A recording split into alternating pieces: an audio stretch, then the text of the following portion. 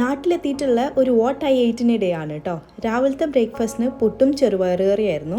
എൻ്റെ ഇഷ്ടപ്പെട്ടിട്ടുള്ള ബ്രേക്ക്ഫാസ്റ്റും കൂടിയാണ് കേട്ടോ പുട്ടും ചെറുപയർ കറിയും.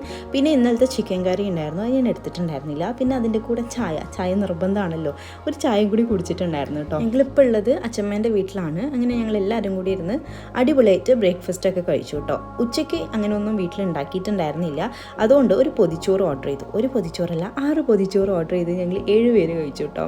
നല്ല അടിപൊളിയായിട്ടുള്ള ഒരു പൊതിച്ചോറായിരുന്നു. അത്യാവശ്യം ക്വാണ്ടിറ്റി ഉണ്ടായിരുന്നു കേട്ടോ. ഞാനൊക്കെ ഇതിൻ്റെ പകുതിയേ കഴിച്ചിട്ടുണ്ടായിരുന്നുള്ളൂ, ബാക്കി പകുതി അമ്മയാണ് കേട്ടോ കഴിച്ചിട്ടുണ്ടായിരുന്നത്. അതിൻ്റെ കൂടെ കല്ലുമ്മക്കായ പൊരിച്ചത് വീട്ടിലുണ്ടാക്കിയിട്ടുണ്ടായിരുന്നു.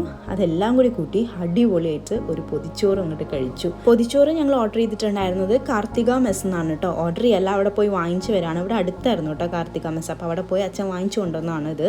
അതിനുശേഷം ഈവനിങ് ആയപ്പം ഒരു ചായ കുടിച്ചു. പിന്നെ നൈറ്റ് ഞങ്ങൾക്കൊന്ന് പുറത്ത് പോകേണ്ട ആവശ്യമുണ്ടായിരുന്നു. അപ്പോൾ പുറത്തുനിന്ന് ഞങ്ങളൊരു മസാല ദോശ കഴിച്ചു. രുചി റെസ്റ്റോറൻറ്റ് എന്നാണ് കേട്ടോ കഴിച്ചിട്ടുണ്ടായിരുന്നത്. അപ്പോൾ അത്രയേ ഉള്ളൂ.